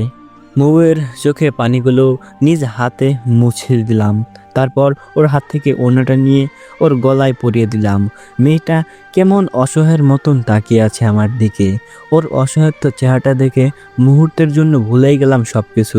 ওকে এক টান দিয়ে নিজের বুকে নিয়ে নিলাম। তারপর ওর কপালে একটা চুমুকে দিলাম। শোন, এই চুমুটা বন্ধুত্বের খাতিরে দিয়েছি, এটাতে কোনো খায়েসাত বা খারাপ মতলব নেই। তবে আল্লাহর হুকুমে যদি এমনটাই থাকে যে তুই আমার জীবনের সূত্রে জড়িয়ে যাবি, তাহলে পরবর্তীতে চুমুটা স্বামী হিসাবে তোর ঠোঁটেই মারবো। আকাশ, তোর মতো মানুষকে জীবন সঙ্গী করে পাওয়া খোদার সবচাইতে বড় নেয়ামত। হয়েছে, এবার গিয়ে সোফায় বসে থাক, আমি একটু হাত মুখ ধুয়ে আসছি। মৌ গিয়ে সোফায় বসলো আর আমি ফ্রেশ হতে চলে গেলাম। একটু পর ফ্রেশ হয়ে বের হলাম, তখনই দেখি দরজার বেলটা বেজে উঠলো। গিয়ে দরজা খুলে দিলাম। দরজা খুলতে দেখি অধরা আর তার বাবা। বাবা, এই যে ধরো তোমার আমানত। ওকে তুমি ভুলেও আর আমাদের বাড়িতে পাঠাবে না। ও যদি মরেও যায় তাহলে তোমার বাড়ির পাশে কোনো একটা জায়গায় ওকে দাফন করিয়ে দিও এসো, কিন্তু আমার বাড়িতে যেতে দিও না। যেদিন সে পুরোপুরি মানুষ হবে সেদিন তাকে বাড়িতে উঠাবো আমি। বাদ দিন না সেসব কথা, আপনি ভিতরে আসুন। না বাবা, আমি চললাম, আমার একটু জরুরি কাজ আছে। আচ্ছা। অধরার বাবা চলে গেল। যাও, ভিতরে গিয়ে ফ্রেশ হয়ে নাও। অধরা ঘরের ভিতরে ঢুকতেই দেখতে পায় মৌকে। সে সোফায় বসে আছে। মৌ, তুই এই বাড়িতে কি করছিস? আকাশের সাথে দেখা করে এসেছি। আর তুই এইভাবে কথা বলছিস কেন অধরা? পুরো বাড়ি ফাঁকা, তার মধ্যে তোরা দুজন। আবার কলেজ লাইফ থেকে তুই আকাশকে ভালোবাসিস, কাহিনী তো কিছু একটা আছেই। অধরা, মুখ সামলে কথা বলিস। তোর মতো নির্লজ্জ না আমি, ওকে? আকাশকে আগেও আমি ভালোবাসতাম, এখনও বাসি, কিন্তু তার মানে এই না যে তার সাথে দেখা করতে এসে আমার খারাপ কিছু করতে হবে। ছি অধরা, তোর মন মানসিকতা এত নিচে নেমে গেছে, তুই আমাকে আর আকাশকে নিয়ে এসব চিন্তা ভাবনা করিস? কিছুই বলার নেই তোদের, কিছু বলতে গেলেই আমার ইতিহাস নিয়ে বলা শুরু করবি তোরা। সো যা খুশি কর, আমি আমার মতো থাকি। আকাশ, দেখলি অধরার মন মানসিকতা কেমন? অধরা রুমে চলে গেল। মো বাদ দে ওর কথা।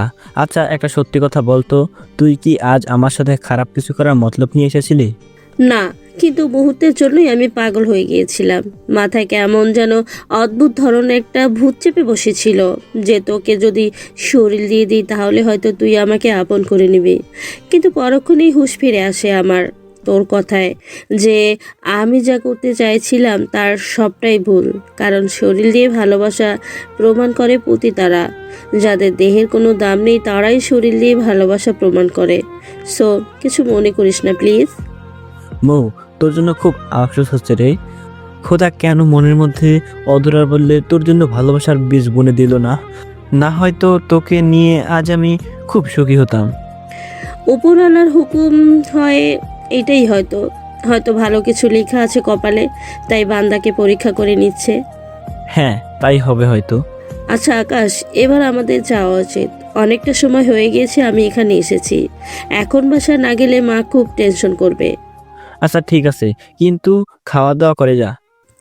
না রে, সেটাও হবে না, কারণ মা আমার ছাড়া খাবার খায় না। অন্য একদিন খাবো নে। আচ্ছা ঠিক আছে। তারপর মো চলে গেল। মেয়েটার জন্য খুব খারাপ লাগছে। সব কিছুই হয়েছে অধরার জন্য। মেয়েটাকে যদি আমি ভালো না বাসতাম তাহলে হয়তো আজ এই দিন দেখতে হতো না। অধরার সাথে অনেক কিছু করার প্ল্যান করেছিলাম আজকে, কিন্তু মৌয়ের কারণে সব কিছুই মাথা থেকে ঝেড়ে ফেলে দিয়েছি। কারণ আমার জীবনের এখন কোনো ভরসা নেই। কোন দিকে মোড় টানবে তা নিজেও জানি না। তাই এখন এসব না করাই ভালো। কাজকর্ম সেভাবেই সোফার উপরে রেখে দিয়ে খেতে চলে গেলাম। অধরার জন্য প্লেটে খাবার বেড়ে রেখেছি। পুরোপুরি দুপুর হয়নি, কিন্তু মোটামুটি সময় হয়ে এসেছে খাওয়ার। অধরা, খেতে এসো। আমি খাবো না, তোর খাবার তুই খা। খাবি না মানে? তোর ঘাড়ও খাবে। রুম থেকে গিয়ে জোর করে কোলে তুলে নিয়ে আসলাম, তারপর চেয়ারে এনে বসালাম। নে খাবার খা। আকাশ, তুই কিন্তু অতিরিক্ত করছিস। তোর কি মনে হচ্ছে না যে তুই অন্যের আমানতে হাত দিয়েছিস? অন্যের আমানত না, তোকে আমি বিয়ে করেছি, সো তুই আমার আমানত। জোর করে বিয়ে করলেই সব হয়ে যায় না। আমার মন আর শরীর দুটোই তিশানের জন্য। তুই সেই দুটো জিনিসের কোনো দিনও পাবি না। আর শোন, তিশানের সাথে আমার কথা হয়েছে। সে আমায় বলেছে কিছুদিন পর সে আমায় নিয়ে যাবে। সো তোকে আমি ডিভোর্স দিয়ে দিব। এতে আমার পরিবারের সাথে সম্পর্ক শেষ হলেও হবে, আর এমনিতেও তো সম্পর্ক ভালো নেই। অধরা, সেম ভুলটা তুই আবার করতে চলেছিস। শোন, তোকে আমি বহুকাল আগ থেকে ভালোবাসি, তাই তোর শরীরের এমন কন্ডিশন জানা সত্ত্বেও তোকে আমি বিয়ে করেছি। কই তিশান তো তোকে বিয়ে করেনি, সে তোকে ছেড়ে দিয়ে চলে গেছে। এই, একদম বাজে কথা বলবি না আমার তিশানের নামে। সে তোর কারণেই আমাকে ছেড়ে দিয়ে চলে গেছে। আর তোর ভালোবাসা নিকুচি করি আমি। তোর ভালোবাসা আমার শরীরে, সেটা আমি ভালো করেই জানি। সো একটা কাজ কর, আজ রাতটা তোকে দিয়ে দিব। তুই যেভাবে বলবি সেভাবেই সেজেগুজে থাকবো। তোর যা ইচ্ছা করিস আমার শরীরের সাথে, যেভাবে ইচ্ছে হয় ভোগ করিস আমার শরীরটাকে। তা প্লিজ আমায় মুক্তি দে।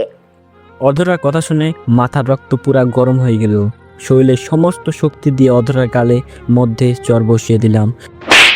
সে চর খেয়ে চেহারার সহকারে নিয়ে মাটির উপরে আছড়ে পড়ল। রাগ এত পরিমাণ উঠে গেছে যে অধরা মাটিতে পড়ে যাওয়ার পর তার চুলের মুঠি ধরে তাকে টানতে টানতে দাঁড় করালাম।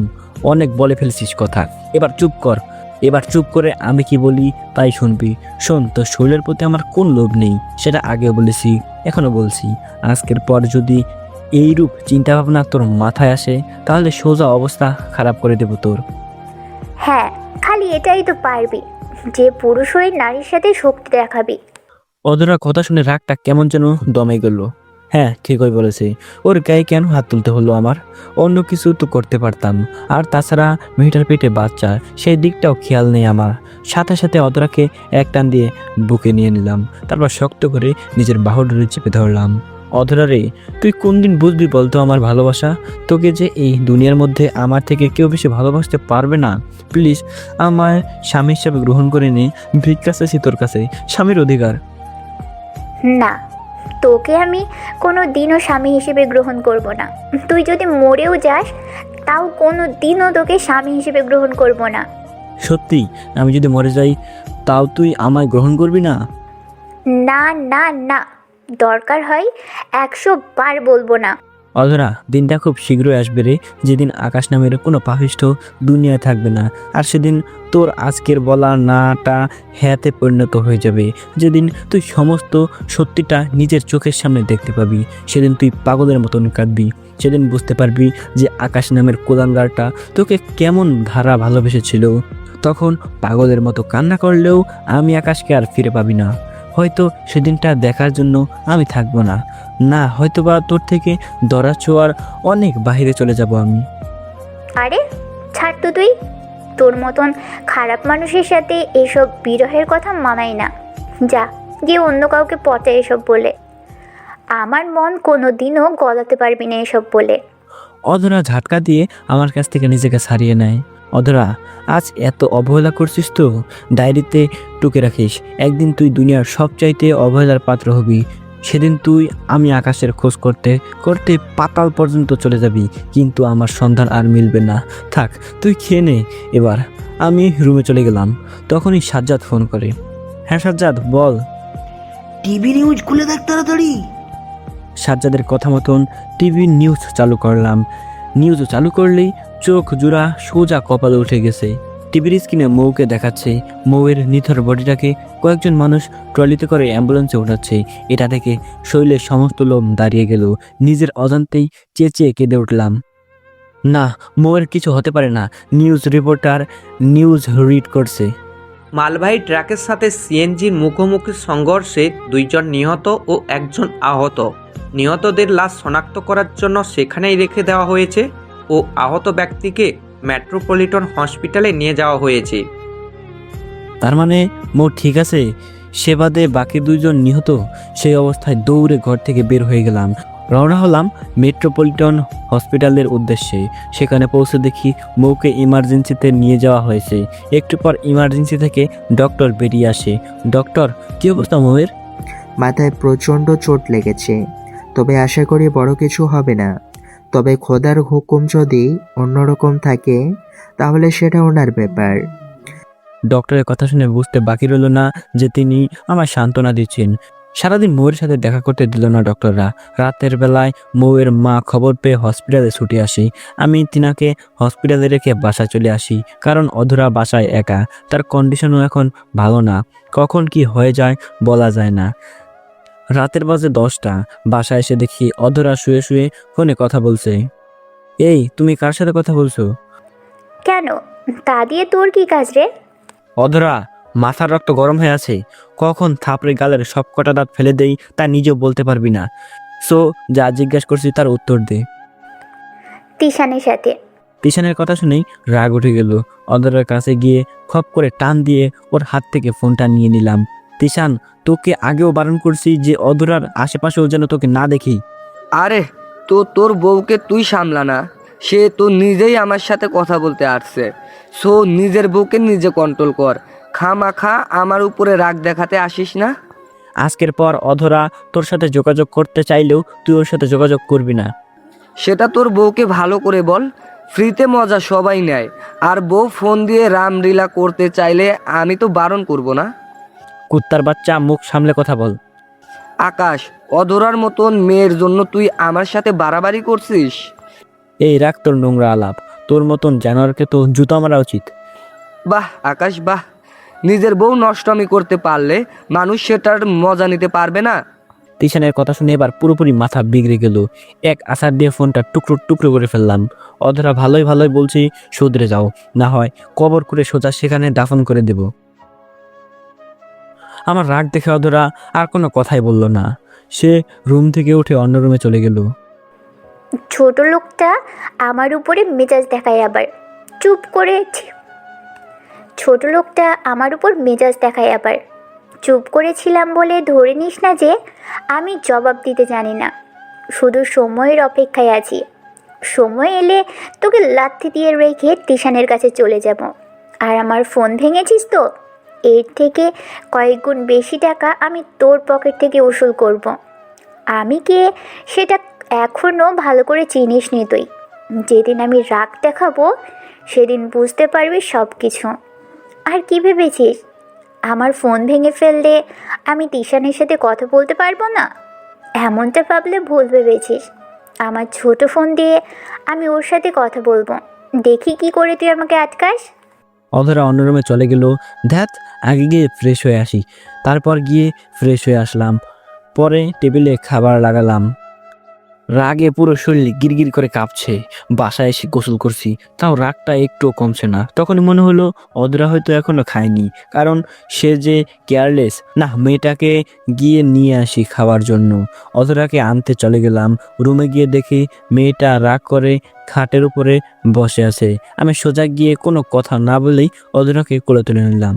অধরা আমার কাণ্ড দেখে পুরাই অবাক। এই এই কি করছিস তুই? নামা আমাকে নিচে। আঙ্গুল দিয়ে অধরা মুখ চেপে ধরলাম। চুপ, একদম চুপ, একটা কথা বলবি না। সে চুপ হয়ে গেল। আমি তাকে কোলে করে রুম থেকে নিয়ে এসে খাবার টেবিলে বসালাম। তারপর নিজের হাতে ওকে জোর করে খাইয়ে দিলাম।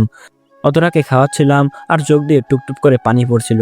খালি একটা কথাই মাথায় বাড়ি খাচ্ছে, আজ যদি সে আমায় মেনে নিত তাহলে হয়তো সে আমাকে খাইয়ে দিত, কতই না সুখের সংসার হতো আমাদের।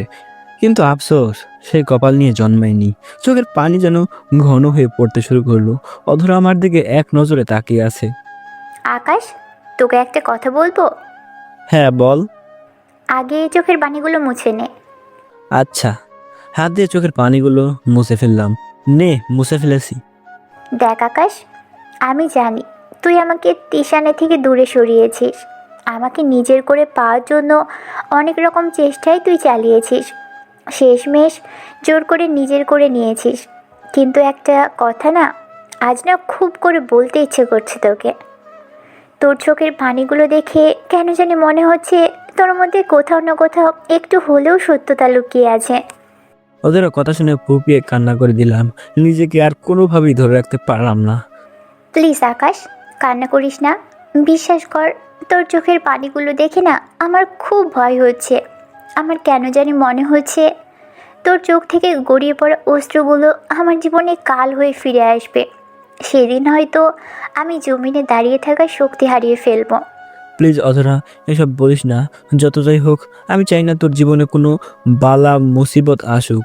তোর উপরে যদি কোনো বালা মুসিবত এসেও থাকে, সেটা যেন আমার উপর দিয়ে চলে যায়। আকাশ প্লিজ, এভাবে বলিস না রে। আমি তোর প্রতি দুর্বল হয়ে পড়বো তাহলে। কিন্তু আমি চাই না তোর প্রতি দুর্বল হতে, কারণ আমি তিশানকে ভালোবাসি। যত যাই হোক, আমি তিশানকে কখনোই ভুলতে পারবো না। অধরা, খুব ভালোবাসাটা হয়তো একদিন থাকবে না, কারণ সত্যর মুখোমুখি যেদিন হবি সেদিন হয়তো সবটাই তোর চোখের সামনে ক্লিয়ার হয়ে যাবে।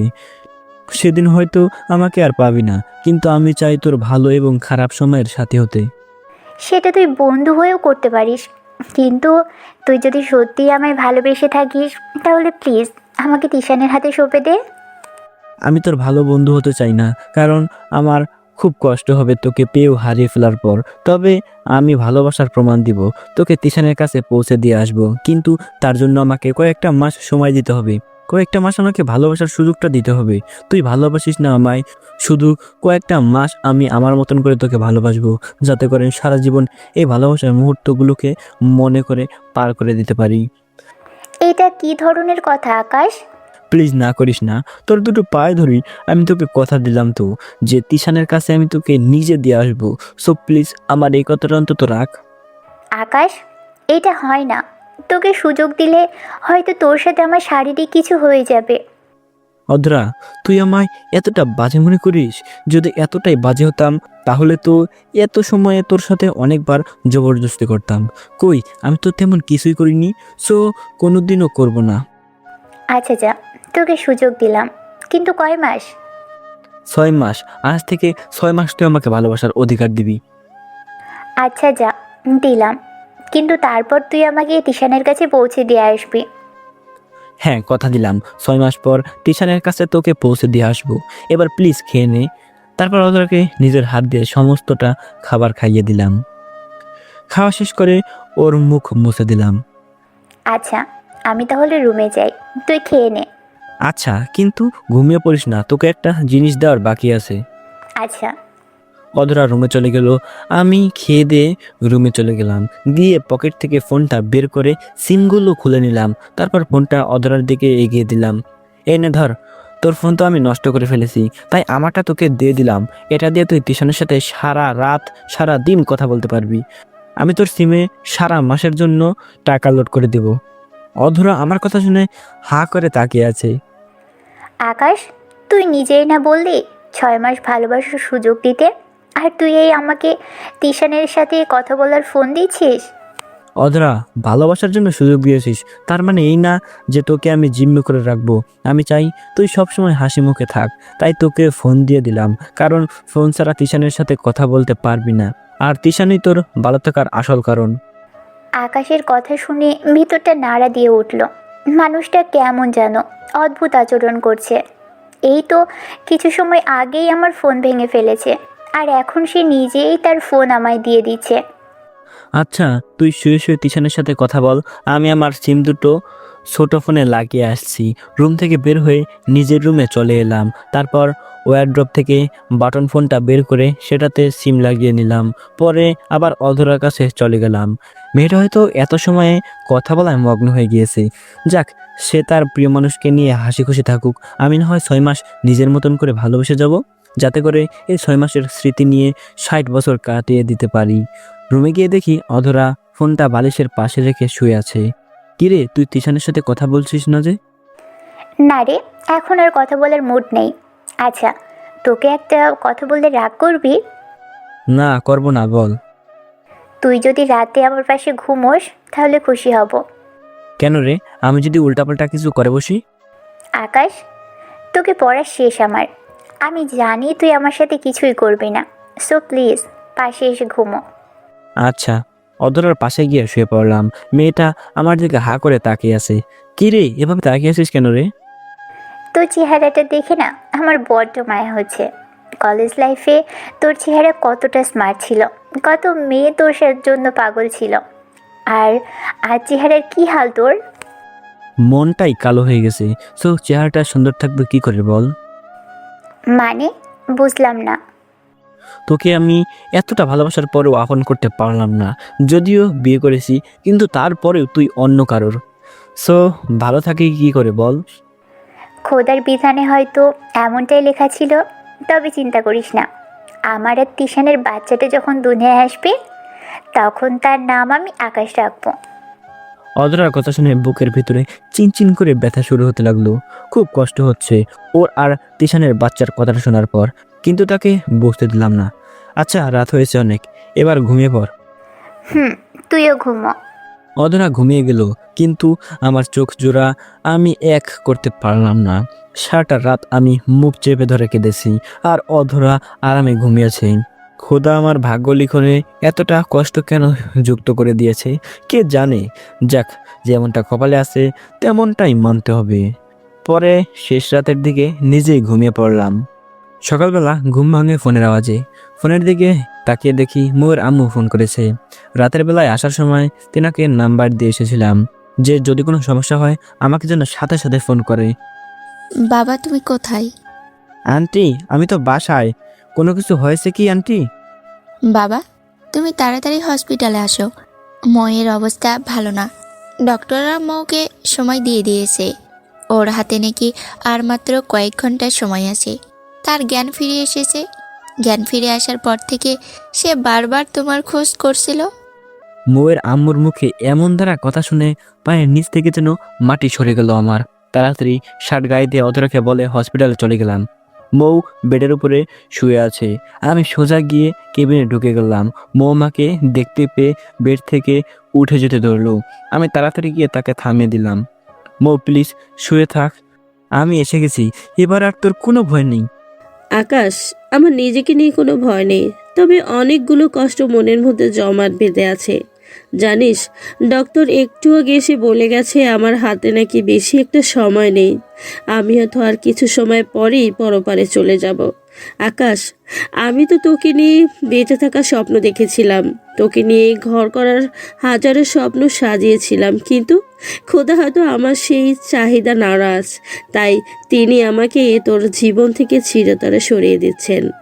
মো প্লিজ এসব অলক্ষণে কথাবার্তা বলিস না, তোর কিচ্ছু হবে না, তোর কিচ্ছু হতে দিব না আমি। আকাশ, অলক্ষণে না রে, সত্যি কথাই বলেছি। বিশ্বাস না হলে আম্মুকে পাশে আছে, ওনাকে জিজ্ঞেস কর যে ডক্টর কি বলে গেছে। মৌ, আমি কারোর কথাই শুনতে চাই না, সবাই মিথ্যা বলেছে তোকে, তোর কিচ্ছু হবে না, আমি তোর কিছুই হতে দেব না। আকাশ প্লিজ, পাগলামো করিস না, সত্যিটা যে মেনে নিতেই হবে। না, আমি কোনো সত্য মানি না। কলিজারে প্লিজ পাগলামো করিস না, তুই পাগলামো করলে যে আমার শেষ নিঃশ্বাস নিতে খুব কষ্ট হবে। মৌয়ের কথা শুনে ফুপিয়ে ফুপিয়ে কেঁদে উঠলাম। আকাশ প্লিজ কান্না করিস না, তুই না আমার ময়না পাখি, তুই না আমার বাবুই, প্লিজ কান্না থামা আর আমাকে শেষবারের মতন একটু বুকে জড়িয়ে নে। মৌকে সাথে সাথে নিজের বুকের মধ্যে নিয়ে নিলাম।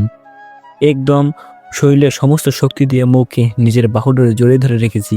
মৌ আলতো করে আমার বুকের মধ্যে একটা চুমু বসিয়ে দিল। মৌ প্লিজ, তুই আমায় ছেড়ে কোথাও যাস না। তখনই একটা গরম নিঃশ্বাস বুকে এসে পড়লো আর মৌ আমাকে সজোরে খামচে ধরলো। এরপর মৌ আর নড়াচড়া করছে না। আমার আর বুঝতে বাকি রইল না যে কি হয়েছে। মিনিটের মধ্যে যেন আমার সমস্ত দুনিয়াদারি এলোমেলো হয়ে গেছে। মুখে জোরে ধরা অবস্থাতেই বিকট আওয়াজে সজোরে একটা চিৎকার মারলাম। আমার চিৎকার শুনে ওয়ার্ডের সমস্ত ডক্টর মৌয়ের কেবিনে দৌড়ে আসে। ডক্টর দেখেন না আমার মৌয়ের কি হয়েছে। প্লিজ আপনি একটু শান্ত হন, আমরা দেখছি ওনার কি হয়েছে। আপনি রোগীর কাছ থেকে সরে আসুন। না, আমি মৌয়ের কাছ থেকে সরব না, মৌ আমার বুকেই থাকবে। প্লিজ আপনি একটু বোঝার চেষ্টা করুন, আমরা না হয় পেশেন্টকে দেখতে পারবো না ঠিক করে। এভাবেই দেখেন আমি মুখে ছাড়বো না। ডক্টররা আমার সাথে না পেরে এভাবেই মুখে চেক করে। ডক্টর, আমার মৌয়ের কি হয়েছে? ডক্টর চুপ করে আছে, কোনো কথা বলছে না কেউ। এই ডক্টর বলেন না মৌয়ের কি হয়েছে? পেশেন্ট জ্ঞান হারিয়ে ফেলেছে। 24 ঘন্টার মধ্যে যদি পেশেন্টের জ্ঞান ফিরে না আসে তাহলে সে কোমায় চলে যাবে। না, এটা হতে পারে না, আপনি আমার মৌকে ঠিক করে দিন। প্লিজ এবার তো রোগী থেকে সরে আসুন, না হয় কিন্তু আমরা ওর ভালো করে চিকিৎসা করতে পারবো না। আচ্ছা, আমি সরে আসছি, আপনারা কিন্তু ওকে সুস্থ করে তুলবেন। আমাদের যথাসাধ্য চেষ্টা আমরা করব। মৌয়ের জন্য কি পরিমাণে খারাপ যে লাগছে তা বলে বোঝাতে পারবো না। মুহূর্তের জন্য যেন ভুলে গিয়েছিলাম যে আমি বিবাহিত। আমি অধরাকে খুব বেশি ভালোবাসি। অধরার জন্য আমার মনের মধ্যে বেশি ভালোবাসা। অধরার জন্য আমার মনে অনেকখানি জায়গা খালি পড়ে রয়েছে। সে সব যেন মাথা থেকে সরে গিয়েছে আমার। মৌয়ের চেহারাটা দেখে খানিকক্ষণের জন্য সব কিছুই ভুলে গিয়েছিলাম। তখনই অফিসের ম্যানেজার ফোন করে। স্যার আপনি একটু অফিসে আসুন, ডিল নিয়ে একটু সমস্যা হয়েছে। তাড়াতাড়ি হসপিটাল ছেড়ে অফিসের উদ্দেশ্যে রওনা হলাম। আসার সময় মৌয়ের আম্মুকে ওর দেখাশোনা করতে বলে এসেছি। অফিসে এসে ডিলের সমস্যার সমাধান করলাম। এসব করতে করতে দুপুর হয়ে গিয়েছে। ম্যানেজারকে বলে বাসায় চলে এলাম, কারণ সেই সকালে বাসা থেকে বের হয়েছি। বাসায় অধরা একা। বাসায় এসে দেখি অধরা খাটে শুয়ে সে ফোনে কথা বলছে। সে আমায় দেখতে পেয়ে ফোন রেখে দেয়। কি হয়েছে আকাশ? চোখ মুখের এ হাল কেন তোমার? মৌ মৃত্যুর সাথে পাঞ্জা লড়ছে। তার এই অবস্থা দেখে নিজেকে সামলাতে কষ্ট হচ্ছে। মেয়েটা আমায় এতটা ভালোবাসে, কিন্তু তার দাম আমি দিতে পারিনি। কিন্তু তুমি তো আমায় ভালোবাসো। হ্যাঁ, তা বাসি, কিন্তু মৌয়ের জন্য খারাপ লাগছে। আকাশ, আমার মনে হয় কি তোমার মৌয়ের সাথে থাকা উচিত। অধরা আজে বাজে কথা বলিও না, আমি তোমায় ভালোবাসি। এই জায়গা অন্য কাউকে দিতে পারবো না আমি। আকাশ, তোমার চোখে মুখে মৌয়ের জন্য ভালোবাসা দেখতে পাচ্ছি আমি। অধরা, এই কথা আর একবারও উচ্চারণ করবে না তুমি। ভালোটা আমি তোমায় বাসি, না হয় তোমার থেকে সময়টা চাইতাম না, তোমাকে ফেলে রেখে মৌকে আপন করে নিতাম। তাহলে মৌয়ের জন্য যে কষ্ট পাচ্ছ কেন? কারণ মেয়েটা আমায় পাগলের মতন ভালোবাসে। সে আমার ভালোবাসা প্রমাণ করতে গিয়ে মৃত্যুর চৌকাঠ অবধি পৌঁছে গেছে। সো তার জন্য তো একটু ভালোবাসা কাজ করবেই, না হয়তো আমি সেলফিশ হয়ে যাব। ওহ, আচ্ছা বাদ দাও এখন সেসব কথা, আগে বলো খাবার খেয়েছো তুমি? না খাইনি। আচ্ছা, আমি ফ্রেশ হয়ে আসছি, তারপর তোমায় খাওয়িয়ে দেব। অধরা আর কিছু বললো না। আমি ফ্রেশ হতে চলে গেলাম।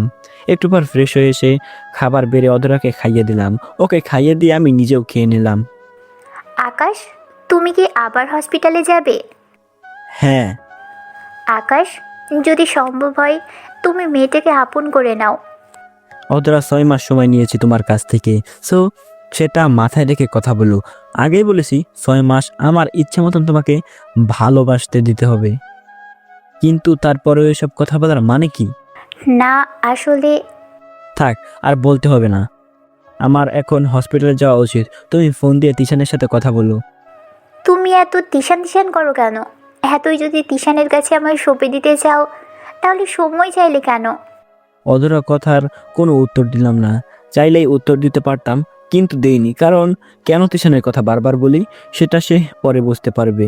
সরি, যাও, আর বললো না। দেখা যাবে। আচ্ছা, এখন চলি। তারপর অধরা কপালে একটা চুমু এঁকে দিয়ে বাসা থেকে বের হয়ে চলে এলাম। অধরা আমার কাণ্ড থেকে অনেকটা সময় অবাকভাবে সেখানে দাঁড়িয়েছিল।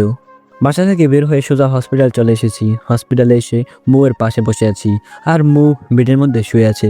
মুয়ের জন্য খুব টেনশন হচ্ছে, এখনো জ্ঞান ফিরে আসেনি তার। দেখতে দেখতে রাত হয়ে গেল, টেনশনে মাত্রাটা আরও বেড়ে গেল, কারণ সকাল হলেই 24 ঘন্টা হয়ে যাবে। সেই দুপুরে কখন এসেছি হসপিটালে, এখনো পর্যন্ত মুয়ের পাশে বসা। রাতের বাজে 10টা, বাসায় যাওয়া উচিত, কিন্তু মুকে এই অবস্থায় রেখে কী করে বাসায় যাব আমি? হঠাৎ দেখি মু নড়াচড়া করে ওঠে। এটা দেখে সাথে সাথে ডক্টরকে ডেকে আনলাম। যাক, আল্লাহ বাঁচিয়েছে, রোগীর জ্ঞান ফিরেছে, এখন আর কোনো টেনশনের কারণ নেই। ডক্টরের কথা শুনে চিন্তাটা মুক্ত হলো। এতটা সময় যেন কলিজার পানি শুকিয়ে মরুভূমি হয়ে গিয়েছিল। ডক্টর, আর কোনো টেনশন নেই তো? না, আর কোনো টেনশন নেই, তবে রোগীকে কোনো প্রকার টেনশন আপনারা দিতে পারবেন না। তার সাথে সব সময় ভালো ব্যবহার করবেন। আচ্ছা ডক্টর। মো মিটমিট করে চোখ খুলল। আকাশ, তুই এখানে কেন? চুপ একদম। তুই কতটা টেনশনে রেখেছিস আমায়, তোর কোনো ধারণা আছে? মরে গেলে একদম টেনশন ফুরিয়ে যেত, কেন বেঁচে গেলাম আমি? মো, আর একবার যদি তোর মুখ থেকে খারাপ কোনো কথা শুনি তাহলে কিন্তু খারাপ কিছু ঘটিয়ে ফেলবো আমি। আমার কথা শুনে মো চুপ হয়ে যায়। এখন কেমন লাগছে তোর? ভালো লাগছে। আর তুই এখন বাসায় চলে যা। অধরা বাসায় একা, সে তোর জন্য বাসা অপেক্ষা করছে। হ্যাঁ যাব, কিন্তু তার আগে একটা কথা শোন। অধরার সাথে হয়তো সংসার আমি আর 6 মাস করব। সে তারপর টিশানের কাছে চলে যাবে, তারপর তোকে নিয়ে ভাববো আমি। এই কয়টা দিন নিজেকে একটু সামলে রাখিস, তবে হয়তো অধরা মতন তোকে ভালোবাসতে পারবো না, কিন্তু তোকে নিজের ভাববো আমি। আচ্ছা যা, এবার বাড়ি যা। তাড়িয়ে দিচ্ছিস মনে হয়? তাড়িয়ে দিচ্ছি না, কিন্তু তোর এখন যেটা করণীয় সেটা করতেই বলেছি। বাসায় বউ রেখে অন্য মেয়ের জন্য রাতের বেলা হসপিটালে পড়ে থাকা, সেটা নিশ্চয়ই ভালো কাজ না। বাহ, অনেক বড় বড় কথা বলছিস দেখি। আচ্ছা যা, চলে যাচ্ছি, কিন্তু তার আগে তুই চোখ বন্ধ কর। কেন? কাজ আছে। হ্যাঁ, করলাম। মৌ চোখ বন্ধ করতে আমি তার 2 গালে 2টা চুমু এঁকে দিলাম। শোন, আল্লাহর হুকুম থাকলে তুই আমারই হবি। এবার আমি চললাম, নিজের খেয়াল রাখিস। তারপর হসপিটাল থেকে চলে এলাম। মৌয়ের আম্মু আমাদের ব্যাপারে সব কিছুই জানেন, তবে চুমু খাওয়ার সময় তিনি কেবিনে ছিলেন না, তাই চুমু খেয়েছি। হসপিটাল থেকে বের হয়ে বাসার উদ্দেশ্যে রওনা হয়েছি। চোখের সামনে খালি মৌয়ের চেহারাটাই বারবার ভেসে উঠছিল। মেয়েটাকে যখন চুমু খেয়েছি তখন সে আমার দিকে অসহায়ের মতন তাকিয়েছিল। হয়তো কিছু একটা বলার ছিল তার, কিন্তু সে বলার মতন সাহস বা শক্তি জোগাতে পারেনি, তাই সে বলতে পারেনি। তবে সে কি বলতে চেয়েছিল তার কিছুটা আন্দাজ আমি করতে পেরেছি। যে আকাশ, তুই আমায় স্পর্শ করার জন্য কোনো অনুমতির দরকার নেই। যখন ইচ্ছা হয় তুই আমায় স্পর্শ করতে পারিস। এই শরীরটা তোর, মনটাও তোর নামে সঁপে দিয়েছি। কোনো ভনিতা ছাড়াই আমায় তুই নিজের কাছে নিতে পারিস। তোর লজ্জার পরিসীমা কমানোর জন্য আমার চোখ বন্ধ করার কোনো প্রয়োজন নেই। আমার সবটাই তো তোর। তোর জন্য শরীরটাকে গুছিয়ে রেখেছি আমি। শুধু তুই আমার নিজে করে নে, ভালোবাসায় রাঙিয়ে দে আমায়। হয়তো সে এমন কিছুই বলতে চেয়েছিল, কিন্তু সে বলার মতন সাহস জোগাতে পারেনি, কারণ সে ভালো করেই জানে যে আমি অন্য একজনকার ভালোবাসার সম্পর্কে আবদ্ধ হয়েছি। তবে যাক, ভালোই হয়েছে যে সে আমায় এসব কিছু বলেনি, কারণ আমি এক কঠোর মানুষ। আমি এক কঠোর সিদ্ধান্ত নিয়ে ফেলেছি। 6 মাস অধরাকে ভালোবাসবো, তাকে ভালোবাসা দিয়ে আপন করে নেওয়ার চেষ্টা করব। সে যদি ফিরে আসে তাহলে তো আলহামদুলিল্লাহ, না হয়তোবা তার জীবন থেকে আমি চিরতরে সরে যাব। কারণ ভালোবাসি বলে সারা জীবন জোর করে নিজের কাছে আটকে রাখতে হবে তেমন কোনো কথা নেই। আর তাছাড়া যাকে 6 মাসে ভালোবাসা বোঝাতে পারবো না, তাকে আমি চিরজীবনও ভালোবাসা উপলব্ধি করাতে পারবো না। সো ভালোই হয়েছে 6 মাসের সিদ্ধান্ত নিয়ে এসব নিয়ে ভাবতে ভাবতে বাসায় এসে পড়েছি। বাসায় এসে কলিং বেল বাজাতেই অজরা দরজা খুলে দিল। মনে হচ্ছিল যেন সে এতটা সময় আমার জন্য অপেক্ষা করছিল। এসেছো তুমি? হ্যাঁ, মৌয়ের কি অবস্থা? আলহামদুলিল্লাহ ভালো। যাক, শুক্রিয়া। আচ্ছা যাও, ফ্রেশ হয়ে যাও। আমি খাবার লাগাচ্ছি, তুমি ফ্রেশ হয়ে এলে দুজন মিলে একসাথে খাবো।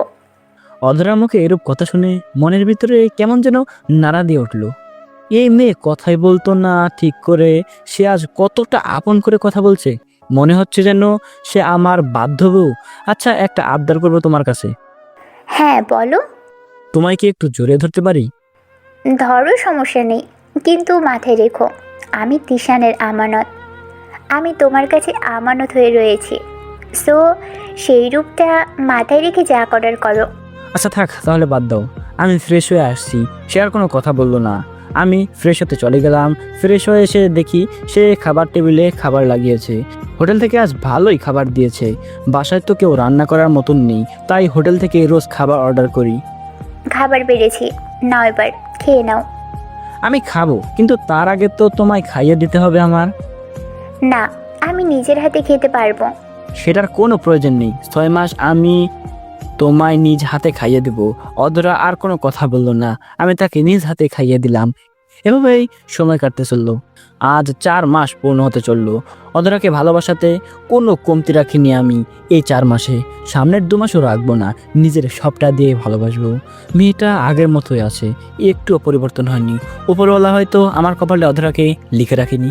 যাক, দেখি বাকি 2 মাসে কি হয়। অন্যদিকে মৌয়ের সাথে মাঝে মাঝে দেখা সাক্ষাৎ হয় আমার। সে পুরোপুরি সুস্থ হয়ে উঠেছে এখন। মৌয়ের সাথে যখনই দেখা হয় তখনই সে আমার অনেক কেয়ার করে, নিজ হাতে খাইয়ে দেয়, বাসা থেকে আমার জন্য খাবার বানিয়ে নিয়ে আসে। কিন্তু আমার মনের মধ্যে মৌকে নিয়ে কোনো ফিলিংসই কাজ করে না, যেমনটা আমাকে নিয়ে অধরার করে না। তবুও তার সাথে দেখা সাক্ষাৎ করি। দেখতে দেখতে 6 মাস পূর্ণ হতে চলল। আজ বাদ কাল 6 মাস পূর্ণ হবে। রাতের বেলায় শুয়ে আছি অধরাকে সাথে নিয়ে। তখনই অধরা বলে উঠল, আকাশ, আমি কাল সকালেই তিশানের কাছে চলে যাব। আমাদের 6 মাসের শর্তের কথা আমি তাকে বলেছি। সে শুরুতে মানা করলেও আমি তাকে রাজি করিয়েছি। কিন্তু এই কয়েকদিন সে আমাকে কাছে পাওয়ার জন্য অনেক পাগলামো করেছে, কিন্তু আমি তার কাছে যাইনি, কারণ আমি তোমায় কথা দিয়েছি। সকাল 6 মাস পূর্ণ হবে, আমি সকালে উঠেই তার কাছে চলে যাব। অধরার কথা শুনে চোখ জোড়া ভিজে গেল। আচ্ছা, আমি তোমায় ওর কাছে দিয়ে আসবো। না, তার কোনো দরকার নেই, আমি নিজেই ওর কাছে চলে যাব। আর একটা কথা, বলেছিলাম না তোর ভালোবাসা মিথ্যা, তাই 6 মাস আমায় তোর কাছে রেখেও মন গলাতে পারলি না। সো আর কোনো দিনও পারবি না। শুরুতে তোর কথা শুনে মনে হয়েছিল তোকে একটা সুযোগ দিই, তাই 6 মাস সময় নিয়েছি তোর কথায়। কিন্তু এখন মনে হচ্ছে সেটা দরকার ছিল না। ঠকবাজরা সবসময় ঠকা খেয়ে যায়। সো তুইও খেলি, মধ্যে আমার 6টা মাস নষ্ট করলি। এতদিন যদি আমি তিশানের কাছে থাকতাম, তাহলে সে আমায় ভালোবাসায় রাঙিয়ে দিত। সে আমায় ভালোবেসে 1000 বার কাছে টেনে নিত, কিন্তু তোর জন্য তা হয়নি। সকাল শুরুতে গিয়েই সব কিছু উন্মুক্ত করে দিব তার কাছে। অধরার কথা শুনে কলিজাটা স্যাঁত করে উঠল। অধরা, প্লিজ আর কিছু বলিস না রে। বলবো না কেন? তুই আমার 6টা মাস কেন নষ্ট করলি? নে, তোর পায়ে ধরে মাপ চাইছি। অধরার পা দুটো জড়িয়ে ধরে ফেললাম। আর কোনোদিন এই মুখ তোকে আর দেখাবো না। আর কোনোদিন এই বেহায়া চেহারাটা নিয়ে তোর সামনে দাঁড়িয়ে ভালোবাসার জন্য মিনতি করব না। চিরতরে হারিয়ে যাব তোর জীবন থেকে। প্লিজ তুই আমায় মাফ করে দে। তুই আস্ত একটা কুলাঙ্গার। তোর জন্য আমার 6টা মাস নষ্ট হয়েছে, তোর কোনো মাফ নেই। অধরার পা ধরে এবার ফুপিয়ে ফুপিয়ে কেঁদে দিলাম। কলিজারে, আমায় মাফ করে দে। তোর পা দুটো ধরে ভিক্ষা চাইছি। আমি আর কোনোদিন তোর চোখের সামনে আসবো না। প্লিজ আমায় মাফ করে দে। পা ছাড় তুই। মাফ না করলে আমি তোর পা ছাড়বো না। পা ছাড়বি নাকি জুতো দিয়ে মারবো তোর মুখে? সেটাই কর কলিজা, তাও প্লিজ তুই আমায় মাফ করে দে। অধরা সত্যি সত্যি ফ্লোর থেকে জুতা উঠিয়ে আমার গালের মধ্যে মেরে দেয়। এবার তোর শান্তি হয়েছে অধরা? প্লিজ তাও তুই আমায় মাফ করে দে। ছোট লোক, তোর কোনো দিনও শিক্ষা হবে না। যত যাই করি না কেন, যা, তোকে মাফ করে দিলাম। এবার আল্লাহর ওয়াস্তে আমার পা ছেড়ে দে। অধরা পা ছেড়ে দিলাম। প্লিজ আর কোনোদিন এই বেহায়া চেহারাটা নিয়ে আমার সামনে আসিস না, তোকে দেখতেও আমার ঘৃণা হচ্ছে। হ্যাঁ, আর কোনোদিন তোর চোখের সামনে আসবো না, কোনো দিনও না। মরে যাব তাও তোর চোখের সামনে আসবো না। রুম থেকে বের হয়ে গেলাম। জুতোর বাড়িটাই আমার প্রাপ্য ছিল। ভেবেছিলাম 6 মাস ভালোবেসে সারা জীবন তার স্মৃতি নিয়ে বেঁচে থাকবো, কিন্তু সে তো এমন একটা উপহার দিল আমায়, সেটা কাল কিয়ামত পর্যন্ত হয়তো আমি ভুলবো না। বারান্দায় এসে বসে বসে চোখের জল ফালাচ্ছি। সমস্ত কিছু কেমন যেন থমকে রয়েছে। আকাশের চাঁদটাও মেঘের আড়ালে চলে গিয়েছে। ইচ্ছে করছে গলা ফাটিয়ে চিৎকার করে কাঁদতে, কিন্তু কি জন্য কাঁদবো, কার জন্য কাঁদবো? কেউ তো আমার কান্না দেখবে না। তখনই চাঁদ মামা মেঘের আড়াল থেকে বেরিয়ে এলো। হ্যাঁ চাঁদ মামা, তুমি সাক্ষী থেকো। প্রিয় মানুষটার জুতার বাড়ি দিয়ে আমায় ভালোবাসাকে নিজ প্রমাণ করেছে। আমি তার কাছে নিজের ভালোবাসার সত্যতা প্রমাণ করতে পারিনি। আজ তোমার কাছে বিচার দিয়ে গেলাম। হয়তো কোনো একদিন সে আমার ভালোবাসা উপলব্ধি করতে পারবে। সেদিন হয়তো আমি তার থেকে 1000 মাইল দূরে চলে যাব। সেদিন হয়তো সে আমার ভালোবাসা বুঝতে পেরে আমার জন্য পাগলের মতন কান্না করবে। হ্যাঁ চাঁদ মামা, তুমি সেদিন আমার পক্ষ হয়ে কয়েকখানা কথা তাকে শুনিয়ে দিও। তাকে বলো যে মানুষটাকে তুই ভালোবাসার প্রতিদান হিসেবে জুতোর বাড়ি দিয়েছিলি, সেই মানুষটা একদিন আধার রাতে আমায় সাক্ষী রেখে কেঁদেছিল। আমি নির্ভীক প্রাণী হওয়ায় তার চোখের পানিগুলো মুছে দিতে পারিনি। সেদিন সে এতটাই কেঁদেছিল তোর জন্য যে আমি মেঘের আড়ালে চুপটি মেরে বসে থাকতে পারিনি। সেদিন পৃথিবীতে জ্যোৎস্না বিলানোর কোনো উদ্দেশ্য ছিল না আমার, কিন্তু সে সেদিন মেঘের আড়াল থেকে বের হতে বাধ্য করেছিল। শুধু তাই নয়, সেই রাতে আকাশের চমকিত আরও 306টা তারা ছিল। আমার মতন করে তাদেরও সে কাঁদিয়েছে। তার বুক ফাটা কান্না সেদিন আসমানবাসীরাও সহ্য করতে পারেনি। আজ তোর পালা, চেঁচিয়ে কাঁদ নির্বোধ আহাম্মক। আমি পুরো আসমানবাসীর কাছে এলাম করে দিচ্ছি, এই আসমানবাসী, তোরা সবাই তাকিয়ে দেখ। এটাই সেই পাষাণ যার জন্য কোনো এক অসহায় পাগল কেঁদে পুরো আসমানবাসীকে কাঁদিয়েছিল। আজ সেই পাষাণের দিন, সে আজ কাঁদবে। আর তোরা সবাই সেই অসহায় পাগলটার কথা মনে করে তাচ্ছিল্য করবি এই পাষাণকে। চাঁদ মামা, আজ তোমায় মনের কষ্টগুলো শুনিয়ে গেলাম, তোমার সাক্ষী রেখে গেলাম। আমার পরিবর্তে তুমি সেদিনের অপেক্ষা করো। এখন আমি চললাম চাঁদ মামা, তুমিও নিজেকে মেঘের আড়ালে ঢেকে ফেলো।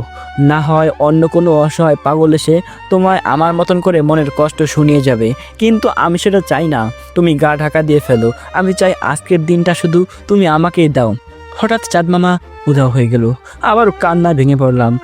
আজ রাত পেরোলেই অধরা আমায় ছেড়ে চলে যাবে। বুকের ভিতরে চাপা কান্নাটা যেন কোনোভাবেই থামাতে পারছিলাম না। শেষ রাত অবধি কেঁদেছি বারান্দায় বসে। কাঁদতে কাঁদতে বারান্দাতে ঘুমিয়ে পড়েছি।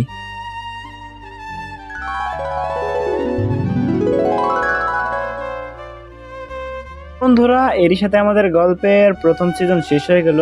তো আশা করছি গল্পটা আপনাদের কাছে ভালো লাগছে। তো আপনারা কে কে এটার দ্বিতীয় সিজন চান অবশ্যই নিচে কমেন্ট করে জানিয়ে দেবেন। আমি অবশ্যই আপনাদের কমেন্ট পেলে দ্বিতীয় সিজন অবশ্যই নিয়ে আসবো।